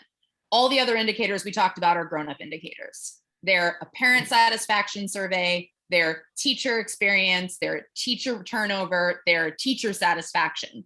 So this rating of schools has only one indicator about kids and a whole bunch of indicators about grown-ups. So those are the 3 things I was waiting to say. So can I respond quickly? First of all, it's not a rating, it's a transparency provider. It's not a rating. So what we're showing, what we're Information. Well, I'll providing call it people is what information. people This is have sharing access to. information about grown-ups. What? I'm sorry, I missed that. I get what you're saying. I get the difference between the two. Yeah, I get it. I mean, You were going to But- say, Representative Wattenberg. excuse me, should I speak? Go ahead. Yeah, well, I want to say a couple things. First of all, what we're reporting on the dashboard, it's not a rating. It's showing people the indicators about the school that, to Dr. Reed's point, people are interested in, or to the point I've made, that researchers tell us have something to do with quality. Those are the 2 things we're showing. They're not ratings per se. So, if people want to know the information about the teachers, then I don't see why we wouldn't show that, but it's not a rating per se. And then the second thing is, a lot of the climate, actually, the student satisfaction is about the students. And then to the point about the 2 different rating systems, again, I don't think they're 2 different rating systems. I think they're 2 different systems. And it makes sense to have different indicators, sort of different criteria. One is to identify the most needy schools with 5% required by law. And for that matter, we can make it 10% because we care. And the second is to show relevant information, including that's required by law and that our constituents want and that we want. So I just want to clarify that. All right, guys, we've got some set of agreements here. I want to see if, Darren, I don't know if you have, oh, no, we got that. So can we agree just for the dashboard, we'll put aside for the moment the summative, non-summative. For the dashboard, we all, let's see, I think we all want to show proficiency. Well, I don't know. I mean, Dr. Reed, neither proficiency or Well, according to satisfaction was in on that top 3. Would you still support putting them on the dashboard? I thought it was on, but it was in the top 5, right? Somebody said something about, or was that growth in math and reading? Was it proficiency in math and reading? Something about math and reading. Darren? I know his computer is locking up. Progress on math and reading was part of Would it. be Student growth. and teacher satisfaction, which I guess is climate. Okay, so that's fine. And then teacher qualifications and teacher turnover. All right. So and did we, question, in the survey, did we put proficiency in math and reading, or did we just say growth in math and reading? I'm just trying to figure out how people would have selected. the survey, in the survey, they had an option of proficiency, and that was not it was not in the top 5. However, Okay. we do need to, that is something we do need to report for the Department of Ed. I mean, in theory, we could, so. All right, since Ed likes it, I'll live with it. All right, and then also for the Department of Ed, I just want to say. Isn't that your department, Dr. Reed? Allegedly. I have a lot of things to say about ESSA, but that was before my time. So I'm just going to put this on. So I think we have agreement that the dashboard should show, all right, student growth, student satisfaction, teacher satisfaction, or teacher, but I'd really like to phrase that more as school climate with those as specific parts of it. Teacher turnover, English language learning, high school graduation. Can we call that teacher retention? Or are we calling turnover? Teacher retention is fine. Okay. Teacher qualifications. I would raise something about the turnover, and maybe you said retention, but I will highlight, like, we're in a city that, it's expensive. So I just wonder, like, how much of it really is teachers upset with the school versus, needs to go switch LEAs because LEAs provide the package that's, a little more incentivizing. Like, I'm just, that turnover one, or even retention is a so I think Rep. Sutter's point, an adult thing that I don't like. Well, it doesn't sit well. Kind of weighted in the sense of that, because we do have choice. And I, as a person who works at a LEA, we get teachers that come over all the time because of certain incentives that we provide to recruit them from other places. I think the one the mention, it was another, I don't, if we can not do teacher retention or turnover, but it was something else about like teacher qualifications and teacher satisfaction, I think, though, would be consistent across, even if I move around to LEAs versus, the monetary financial things that y'all being in DC. And I think Representative Wattenberg is putting that into climate as far as their satisfaction, student satisfaction, that all comes within climate.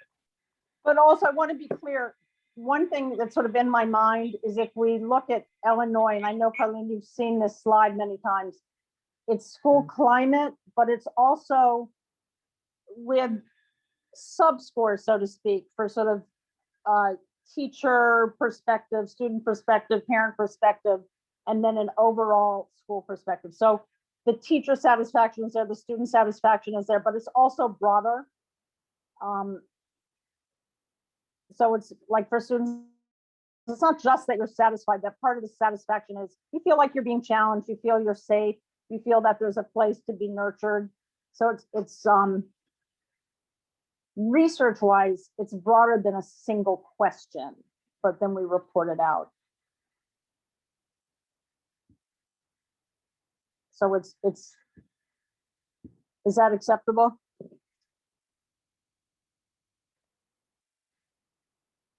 I think we're good. All right. Yes. All right, so I hear one thing that Dr. Reed is concerned about is the teacher retention. I'm just gonna pull that out and note that that is hugely popular for a lot of reasons. And I just wanna note it. I guess I won't put it on the agreed to list right now, but I think it's hugely popular and as something that people want to know and has a lot to do with school quality. The one I also want to just put out there, and we'll find out how it comes up in some of the other surveys, is the well-rounded education. And part of why I want to really put that up there is part of this is about what families want to see. It's partly what in my judgment, what researchers regard as quality. It's also about what drives schools.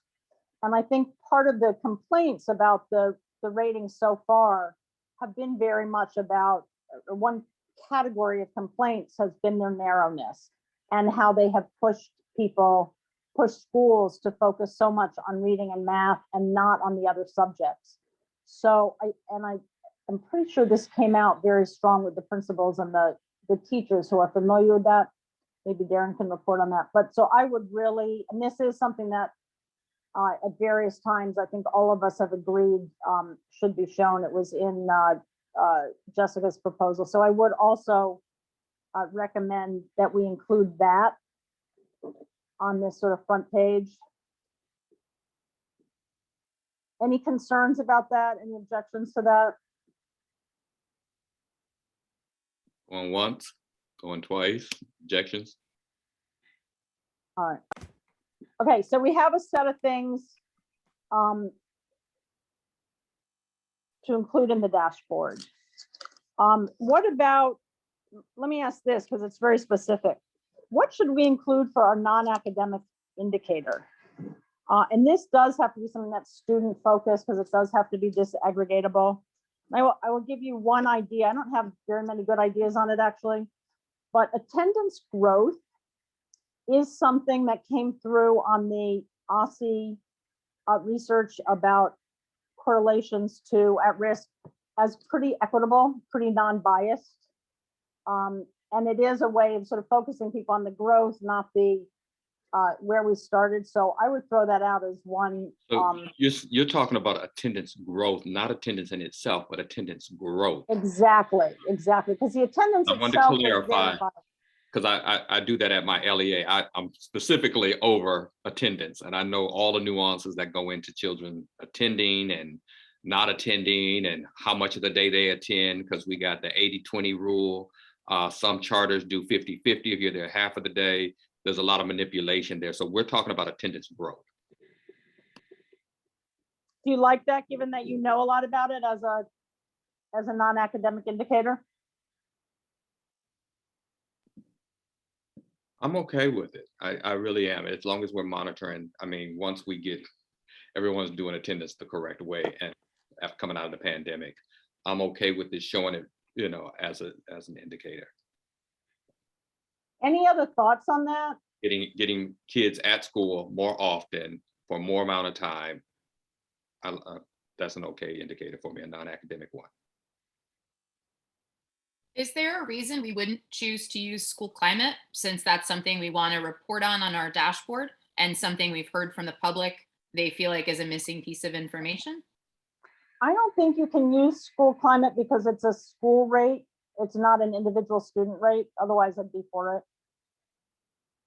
So we couldn't use a student survey disaggregated by student subgroups, like a student climate measure? That's what I was going to ask. Could we aggregate it? Right, could we use a student survey? We could check that out. I mean, I'm not opposed to that at all. It's my understanding that that has not been regarded as acceptable. Maybe if you just do the student piece of it, you could. But I would say, Darren, let's put that down as a question to explicitly ask, and So can- Karen says in the chat, student climate can be disaggregated. just for students. So it's really it's a student climate. That's right. Like a measure of student comfort, student safety, student self-efficacy, all the things that go into surveys of students about how their school makes them feel.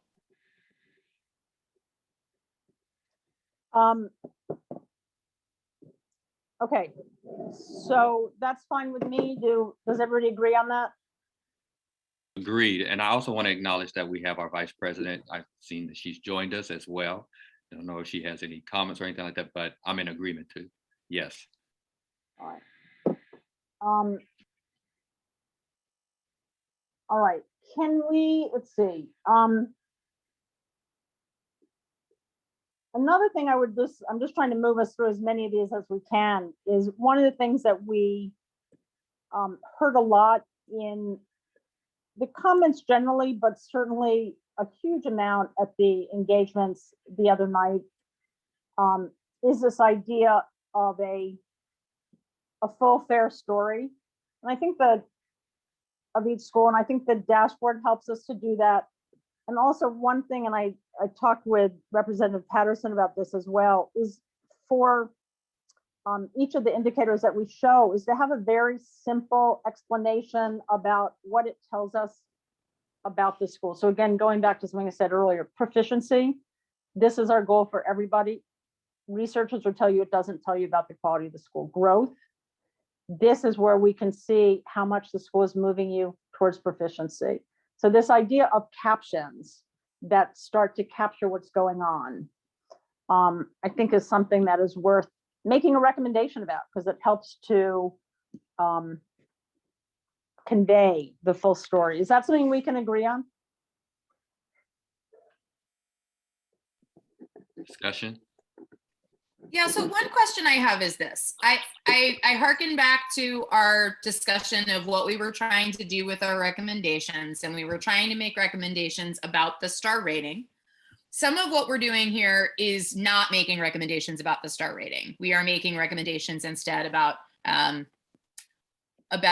display of data, about things that sort of connect the star rating and the school report card.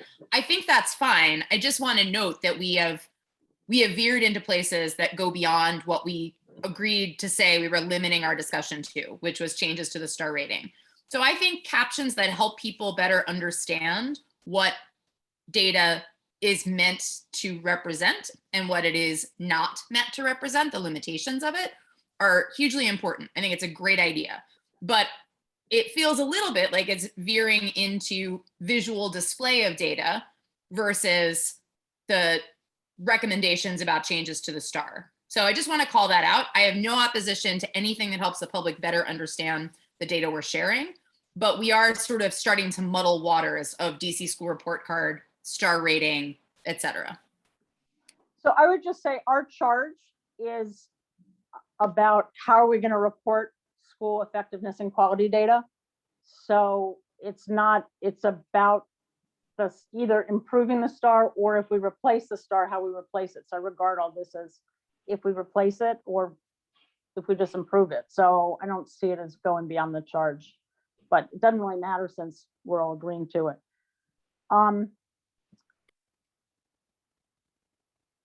So let's see. All right. What I'm thinking is that, all right, and I appreciate that everybody's still with us. Ruth, can I just jump in really quickly? Yeah. Sorry, Yeah. I am definitely not interested in slowing things down. I am excited to see things moving along. Thank you, Jacques, for moving them along. I just am remembering, and this is before Jacques and Representative Patterson and Representative Reed were on the board, but we did have a panel of students talking about teacher retention very passionately. I guess I just, I am not arguing to have it on here or not to have it on here. I just want to remind us that it is something that very directly impacts students' ability to learn when they have multiple long-term subs in a year. And we did hear that from our student reps and other students during a public meeting. And it's just something we know from the research. And I would just caution against siloing, like what has the, label student on it, like student growth, and siloing that from school climate, things that impact families and teachers all impact our students. So I just want to sort of like call that out as like, it's all important for our students learning. But I am not recommending one way or another what you put on there. That is not where I am right now. So just reminding. Can I just say, I want to go back on that because I do think it is very important. It's what's been asked for almost more than anything from, I think, all sets from our surveys, and we've heard a lot about. I think the concern that Dr. Reed was raising is that it ends up being very, rates are much higher in schools with less affluent students. I think that is part of the issue, that it ends up having a certain bias to it. And I think that's true, just as proficiency does. And my recommendation would be to include the teacher retention on the front page, but as we do with proficiency, to be very clear about what it is and what it isn't. That it does have an effect on school stability and culture. I think there's just no way around that, but to acknowledge that it is highly correlated with challenges that schools face, something that sort of balances what it is and what it isn't. And also creates some, as do all of these things, by having it on there, it creates some push on schools to, well, think about this. I don't want to have so few indicators that every day, every school is sort of sitting there thinking, how do I get my test scores up and how do I get my attendance up? That to me is not what we want. But if we have 5 or 6 or 7 things, then people can look at them all and it's all kind of in their minds. And I would like teacher retention to be there, would be my recommendation. And I think Dr. Reed, does that work for you or not exactly? Dr. Reed signed off. She had to get on her plane. So she's been gone for about 20 minutes. Oh, okay, all right, well. And the one thing that I have to say about teacher retention, I'm trying to balance that with just the market for teachers in general, regardless of if they're, whatever school. I don't know if it's really fair, for the simple fact that the profession right now is just losing teachers as a whole. And it's not just a reflection on the school or how they feel about their particular school. It's just a hard profession. And I want to balance that. I do want to talk about teacher retention. I think it's very important, but I also want to balance that it's just a very hard profession right now for them to be in, and people are leaving for other reasons other than just what the climate is or anything. They're leaving because it's just so draining on a lot of teachers. I can tell you for our LEA that I work at, that we always lose a lot of folks right at this particular time. They don't come back from Thanksgiving, and that's just it. And it's because it's such a hard, no matter how much resources we do, it's just a hard profession. I give so much credit to our educators. It's just a hard, so I'm kind of torn at times when I look at that, because I do know that people are trying to do as much as they possibly can for some educators. But at the same time, I try to acknowledge and weigh that against that it's just a hard profession. It's a very difficult profession. All right, so I'm going to put that under something we're still going to take up because we don't have a complete agreement or consensus on it, if I'm reading everybody correctly on that. I think we're up to 4. Is that correct? Are we at 4? For what? Things that we want to do. We said we were trying to do some recommendations and stuff. I think actually we're beyond. I think we're beyond that. Can I ask? Because we got 5 minutes. We got 5 minutes. All right. I'm going to ask 2 more that I think we can get somewhere on. One is the other thing in terms of what we display is, I hadn't thought about this at the time that we put in that I drafted the recommendations, but one thing that I think we heard a lot about engagement, we've heard in general, is people want to also know how different student subgroups are doing. We have to report it, but I think there might be a way to include that. And in the display. So if you're looking at, it's 80% proficient, you can break that bar up into what portion is at risk, what portion is special ed, what portion is different racial groups, and so on. I don't know exactly visually how you would do it, but I would like to express a desire to put that on the front page. I had proposed hovering so that you can sort of very easily, okay, I'm on proficiency now, I can see how it breaks out. That might be the best way, but I'd like to acknowledge that we'd like to show it if we can. So I think that is important. It's important to showing the full picture of the school. And I'd like to go back to what Dr. Sutter said about having all this dynamic, so to speak, that type of information. If you could speak on that a little bit, Dr. Sutter. We already agreed to that. Right, but I think that goes at what you're asking here as well, Representative Wattenberg, which is the more. So, and again, I respectfully disagree with the way. I think it's all of this is very complicated for the public. I'll start there, and I think that when we try to explain what we're doing to the public, we're talking about making changes to the STAR. What we're talking about now is also making changes to visual data display. I do think these things go hand in hand, but I would prefer a stepwise approach, which is what's the changes we want to make to the content? And then once we get to working with OSSI on that, how do we then work on visual data display? The one thing I think does make sense to recommend now is we want all data to be dynamic. I hesitate to say we should get into detail on I wanted to show that when I hover here, the following information shows, or when I hover here, the following definitions show, because none of that design work can happen until we get clear on the content of what will be included in the tool, just from a production standpoint. So that I don't have any problem with that. I just think that we're putting the cart before the horse here. In agreement. So let me just clarify. I mean, I think what we're trying to do here is clarify the content. That's why we've been talking about the indicators. I think part of the content is that we're interested in the disaggregatables. I think we all agree on that. And then the way I would think of the recommendation is, and I think you're right, we can't do all the visual display here, but I think we can convey things that are important. And maybe we even say, there just needs to be a lot of attention to the visual display. But I think saying what we want on it, I don't think that's visual. I think that's content. That's why we're talking about what are the indicators. And then I think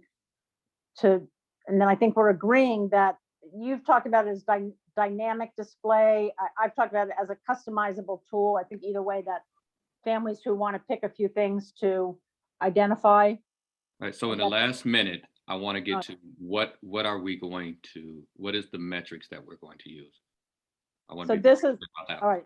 So, and that's going to go into the recommendation. We have 1 minute. We may go over a couple of minutes, but the metrics for the 5%, Representative Patterson? What are the indicators? What are the indicators that we're going to use? I have, here's the list I have. Okay. That I think is right.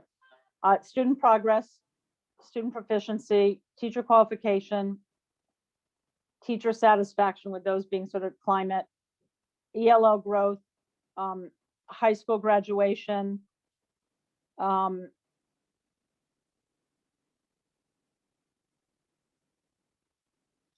these are the ones that have to be by law, because I have Jean Paul, I'm looking at his name across my screen, and Darren, these are the ones also that include the ones by law that we have to. These include the ones by law, but every one of them doesn't meet these include all the ones that we must have by law, and it also includes ones that we don't have to have by law, and therefore don't have to be disaggregatable. It's both. All right. And the specific non-academic indicator that does have to be disaggregatable is the student satisfaction, student climate, and the academic indicator that we have to add is growth.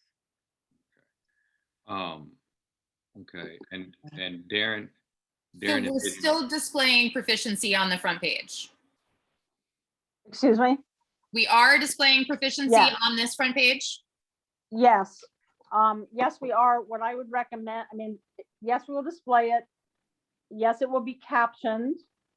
And the third thing I would highly recommend is that the highlighted indicators are the ones that we know have the most to do with school quality, which are climate, perhaps broken up into different parts, and growth. And then on the sides, you would have these other ones that are very important for people to understand. They want to know it, we want them to know it, but they're less directly related to kind of school quality, school effectiveness. So that would be the So I do want to understand, and I have to go, unfortunately, to join another call, but I want to understand when you're saying we're putting on the front, but then some is going to be highlighted and some is going to be on the side. I think you have a picture in your mind of this that I'm not sure we will all concur on. So it would be helpful if you can either describe that in the recommendations that we're sharing with the full board, or somehow make it plain to those of us who may not understand it. okay, very good. And then I will do that. And then in the last 30 seconds, I mean, I think what we have not done, obviously the big thing we haven't decided on is a summative versus a non-summative. So that's going to go to the board for their discussion. And the other thing, which frankly, I think we could have figured out, but we didn't. So maybe we could do this on email. I don't know, is what the, how we're going to identify the bottom 5%. And I think what I'll do is I'm just going to send out a proposal and people can sign off on it or not. If we can get to it, we have one more recommendation. And if not, that will come up with the board as well. Sound good? I think we're good. I think. All right. So I think I have 5 And- or 6 or 7 recommendations, which I'm just going to put into a thing and I'll send out to everybody and make sure I've got them right. And I'll sort of, Yes, if you could read Jean connect with- Paul's in the chat. I agree with what he's saying there. That's what he's saying. He said, I don't know, Ruth, if we can send a list to everyone and a bulleted list, that would be helpful. Okay. yes. Yeah. I don't, for So some that's reason, I'm not basically getting saying the John same. Paul's.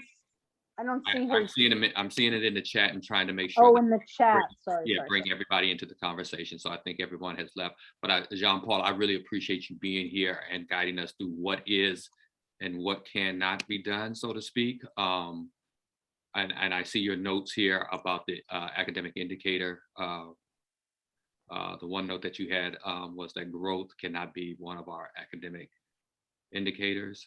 So we'll put all these into notes, and Darren, I believe Darren. Wait, why not? It is now. Jean Paul. Hey, Ruth, so it's my understanding that academic growth cannot be the other indicator. It has to be listed with proficiency as part of the academic thing. So I don't think it can be listed separately, but I'm going to check that and make sure. Yeah. Like I said, Yeah. if you can send us that bulleted list, we will check every single one and make sure and see if there's ways around or, you know, other ways that we might be able to list it to get to what you're asking for. Thank you. I That's appreciate just- that, Jean Paul. yeah. And to be I clear- have to jump as well, so I'm going all to right. bring us to an end because I know we can debate for quite some time. Sausage making is always difficult and highly involved.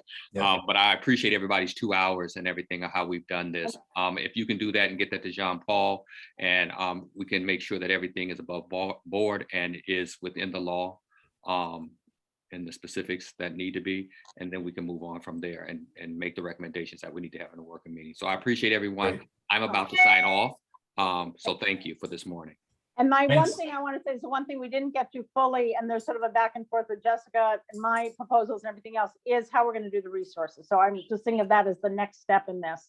I agree. we can- There's a lot that we're going to go into the resources, because I see both of you guys' points, and I really want to look into what are the inputs and the outcomes and how do we really truly look at what are the resources that are needed and hold people accountable for them. So thank you for everyone, and appreciate everybody for being here. There's only 3 of us left, but appreciate it. Thank you, guys.